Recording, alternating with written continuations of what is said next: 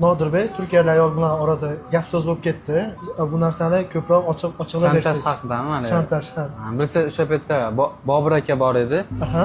Bobur aka menga men bilan ketish uchun har xil videolar qildi. Men keyin nagil telefon qildimda, "Men siz bilan ketmayman" dedi. Chunki men cho'lga kelganimda tashlab ketgansizlar. Video chiqarish boshladi.